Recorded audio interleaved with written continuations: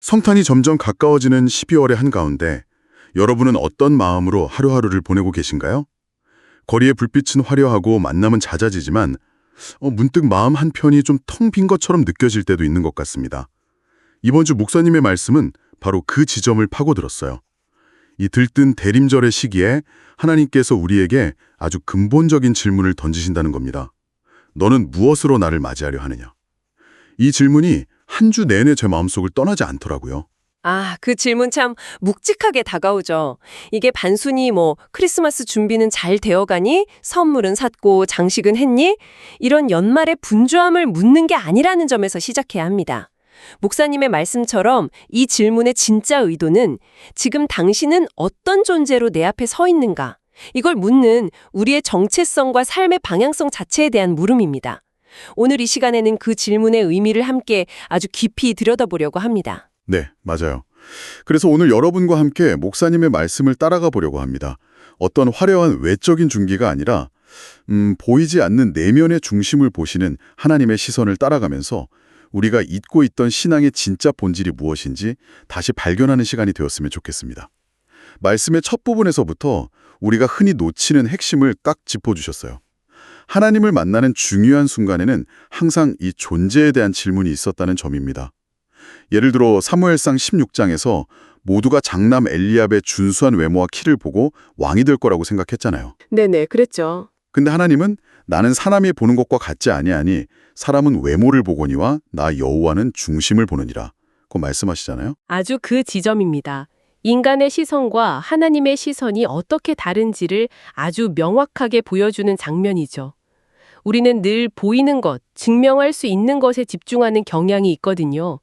더 나은 성과, 더 큰 헌신, 더 화려한 업적. 하지만 하나님은 그 모든 것의 뿌리가 되는 마음의 중심, 즉 그 사람의 삶이 어디를 향하고 있는지를 보신다는 겁니다. 예수님께서 예루살렘에 입성하실 때의 모습도 마찬가지였어요. 사람들은 겉옷을 길에 펴고 종려나무 가지를 흔들면서 호산나를 외쳤죠. 겉으로 보기엔 정말 뜨거운 환영의 현장이잖아요. 그렇죠. 엄청난 환영 인파였죠. 하지만 예수님의 시선은 그 환호하는 군중이 아니라 그들 사이에서 소외되고 눈물 흘리는 이들, 과부나 가난한 자들을 향했다는 말씀이 마음에 깊이 남았습니다. 가장 요란한 소리가 아니라 가장 작은 신음소리에 귀 기울이시는 거죠. 그것이 바로 하나님의 마음을 보여주는 핵심적인 장면입니다.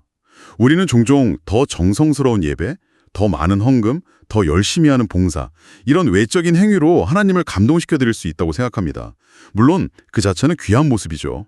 하지만 목사님께서는 우리에게 이렇게 질문을 던지십니다. 그 모든 준비와 헌신이 당신의 삶의 방향을 바꾸고 있습니까? 입술로는 주님을 공경하지만 마음은 여전히 나의 욕망과 계획에서 멀리 떠나 있는 상태일 수 있다는 아주 날카로운 지적입니다. 그래서 대림절이 단순히 달력에 표시된 날짜를 세면서 예수님의 오심을 기다리는 시간이 아니라는 말씀이 정말 와닿았어요. 네네. 그보다는 하나님 앞에서 나는 지금 누구로 서 있는가를 정직하게 돌아보고 흐트러진 내 삶의 방향을 하나님께로 다시 재정렬하는 시간이라는 의미군요. 맞습니다. 능동적인 시간인 셈이네요. 그렇습니다. 기다림은 수동적인 행위가 아니라 가장 적극적인 영적 활동일 수 있습니다. 내 안에 불필요한 것들을 비워내고 하나님의 시선에 맞게 내 삶의 초점을 다시 맞추는 것. 그것이 대림절을 가장 의미 있게 보내는 방법이라고 말씀은 우리에게 가르쳐주고 있습니다. 그런데요, 말씀의 초점이 구약성경 미가서 6장으로 넘어가면서 분위기가 정말 180도 바뀌었습니다. 하나님과 이스라엘 백성이 만나는 장면인데 따뜻한 예배나 기도의 자리가 아니라 차갑고 엄숙한 법정이라는 설정이 처음에는 굉장히 충격적이고 낯설게 느껴졌어요. 성경 전체에서도 손꼽힐 만큼 독특하고 가슴 아픈 장면입니다. 목사님께서 설명해 주셨듯이 이 법정의 구성이 아주 비극적이에요. 하나님이 직접 원고, 즉 고소인이 되시고 사랑하는 이스라엘 백성이 피고인으로 서 있습니다. 그리고 증인은 사람이 아니라 창조 때부터 모든 것을 말없이 지켜본 산과 땅입니다. 왜 하필 산과 땅이 증인으로 등장하는 걸까요? 그 부분이 참 인상 깊었습니다. 아주 중요한 설정입니다. 산과 땅이 증인이라는 것은 하나님의 고소가 감정적인 투정이나 일방적인 주장이 아니라는 걸 보여줍니다. 이들은 이스라엘 백성이 이집트에서 노예로 신음하던 때부터 하나님의 기적적인 구원과 시내산에서의 언약, 그리고 광야에서의 수많은 반역과 가나안 땅에서의 타락까지 그 모든 역사를 묵묵히 지켜본 증인들이거든요. 즉, 너희의 역사가 너희의 죄를 증언한다. 난 하나님의 선언인 셈이죠. 누구도 부인할 수 없는 객관적인 사실을 근거로 말씀하시겠다는 겁니다. 그런 엄숙한 법정에서 하나님께서 던지시는 첫 질문이 정말 제 예상을 완전히 빗나갔어요. 보통 고소인은 피고의 죄를 조목조목 따지기 마련이잖아요. 그렇죠. 곧도 그렇게 시작하죠. 그런데 하나님은 내 백성아, 내가 네게 무엇을 하였느냐? 내가 너를 어떻게 괴롭게 하였느냐라고 물으세요. 분노라 질책이 아니라 마치 상처 입은 연인의 목소리처럼 들려서 마음이 너무 아팠습니다. 맞습니다. 그건 심판자의 질문이 아니라 상처 입은 사랑의 질문입니다. 목사님의 표현처럼 마치 관계에서 더 많이 사랑하는 쪽이 상대방의 눈치를 보면서 내가 뭐 잘못한 거 있어? 라고 안절부절 못하며 묻는 것과 같아요. 온 우주의 주권자이신 하나님이 한낱 피조물인 인간 앞에서 스스로를 낮추어 변호하고 계시는 정말 역설적이고도 가슴 시린 장면이죠. 그러면서 하나님은 과거에 베푸셨던 은혜를 기억하라고 말씀하세요. 이집트 땅에서 건져내시고 모세와 아론과 미리암을 보내시고 발람의 저주를 막아주셨던 일들을요. 왜 하필 이 시점에서 과거의 은혜를 이야기하시는 걸까요? 신앙의 타락이 어디서 시작되는지를 정확히 보여주시기 위함입니다. 목사님의 통찰처럼 신앙의 부패는 은혜를 망각하는 데서 시작됩니다. 처음에는 감사하고 감격했던 하나님의 도우심이 시간이 지나면서 당연한 것이 되어버리는 순간 우리는 하나님을 인격적인 사랑의 대상이 아니라 나의 필요를 채워주는 기능적인 존재로 전락시키고 맙니다. 감사는 계산으로 바뀌고 관계는 거래가 되어버리죠. 내가 이만큼 했으니 하나님도 이만큼 해주셔야 한다는 식의 생각이 싹 드는 겁니다. 은혜의 망각이 모든 문제의 시작이었군요. 내가 누리는 건강, 가족, 일상의 평화가 모두 당연한 내 권리가 아니라 하나님의 선물임을 잊는 순간 감사의 자리에 불평과 요구가 들어서게 되는 거네요. 바로 그것입니다. 그래서 하나님은 이스라엘 백성에게 다른 것을 요구하지 않으시고 단지 우리가 처음 만났던 그때 내가 너희에게 어떤 존재였는지를 기억해달라고 호소하고 계시는 겁니다. 하나님의 그 가슴 아픈 질문에 대한 이스라엘 백성의 대답이 더 놀라웠습니다. 어떻게 반응해야 할지 몰라 허둥대는 모습이 역력해요. 제가 무엇을 가지고 여호와 앞에 나아갈까요? 번제를 드릴까요? 아니면 1년 된 송아지를 드릴까요? 여기서 그치지 않고 점점 더 스케일이 커지죠. 네네, 막 더 큰 걸 제안하죠. 수천 마리의 양이나 강처럼 흐르는 수만의 기름을 드리면 기뻐하실까요? 그것도 부족하다면 제 맏아들이라도 바칠까요? 겉으로만 보면 이보다 더 지극한 정성은 없어 보입니다. 자신의 가장 소중한 것까지 바치겠다는 헌신적인 태도로 보이죠.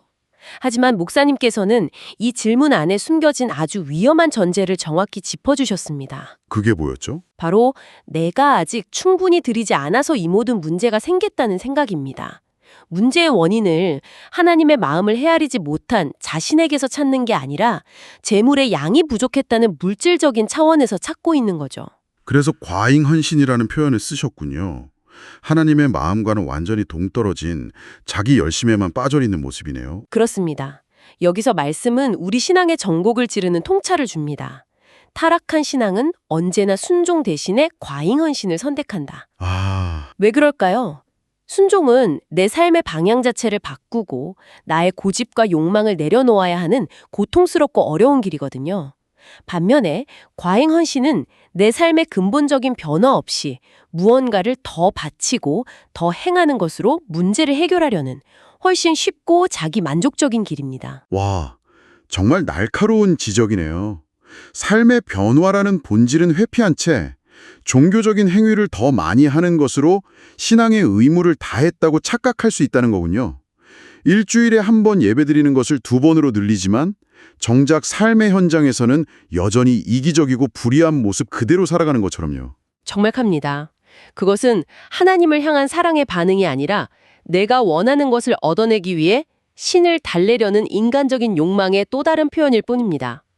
하나님과의 관계를 거래로 생각하기 때문에 내가 이만큼 바쳤으니 이제 당신이 내 소원을 들어줄 차례라는 계산이 깔려 있는 것이죠. 이 모든 오해와 잘못된 열심, 그리고 하나님의 안타까운 마음이 교차하는 그 법정의 한가운데에서 마침내 하나님의 진짜 마음이 선포됩니다.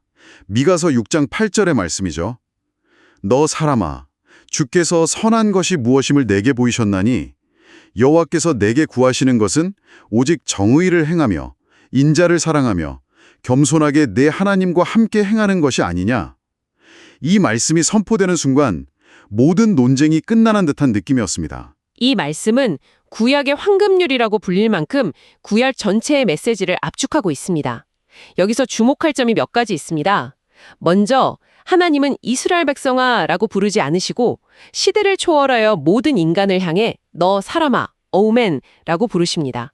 이것이 특정 종교인에게만 해당되는 계명이 아니라 인간이라면 마땅히 추구해야 할 삶의 보편적인 원리임을 보여주는 것이죠. 그리고 하나님께서 원하시는 것이 거창한 재물이나 종교 의식이 아니라 세 가지 삶의 태도라는 점이 중요합니다. 정의, 인자, 겸손. 목사님께서 이 세 단어의 의미를 아주 깊이 있게 설명해 주셨는데요. 하나씩 짚어봤으면 합니다. 먼저 정의를 행하는 것은 단순히 법을 지키고 공정하게 행동하는 것 이상의 의미가 있다고 하셨어요. 네, 성경에서 말하는 정의, 미슈파트는 중립적인 공정함과는 조금 다릅니다. 이미 기울어진 운동장을 바로잡는 훨씬 적극적인 개념입니다. 즉, 사회적 약자, 고아와 과부, 억눌린 자들의 편에 서서 그들의 권리를 되찾아주고 무너진 질서를 회복시키는 하나님의 통치를 우리의 삶 속에서 실제로 구현해내는 행위를 의미합니다.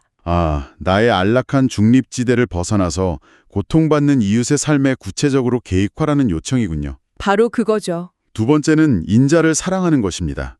인자는 헤세드라는 히브리어인데 조건 없는 사랑, 계약을 넘어서는 긍휼의 마음이라고 배웠습니다. 그런데 여기서 말씀은 인자를 행하라가 아니라 인자를 사랑하라고 말하는 점이 정말 독특하다고 하셨어요. 아주 중요한 차이입니다. 인자를 행하는 것은 이례적인 선행일 수 있습니다.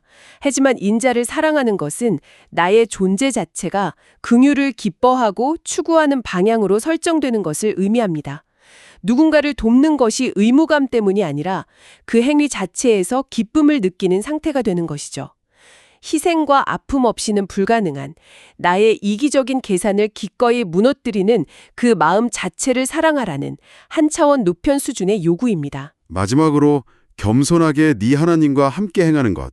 겸손하면 보통 나를 낮추거나 움츠러드는 이미지를 떠올리기 쉬운데 목사님의 해석은 완전히 새로웠습니다. 바로 하나님의 속도에 맞추어 함께 걷는 것이라고요. 네, 이보다 더 정확한 겸손의 정의는 없을 겁니다. 신앙생활에서 우리는 두 가지 실수를 저지르기 쉽습니다. 하나는 내 열심이 앞서서 하나님보다 앞서 달려나가는 조급함과 교만입니다. 하나님 왜 이렇게 더디십니까? 제 방법이 더 빠릅니다. 라고 외치는 거죠. 다른 하나는 두려움과 나태함 때문에 하나님의 부르심에 뒤처져서 불평불만만 늘어놓는 것이고요. 겸손이란 그 양극단을 피해서 하나님과 보조를 맞추어 한 걸음 한 걸음 동행하는 삶의 태도 그 자체입니다. 듣고 보니 이 세 가지는 모두 깊이 연결되어 있네요.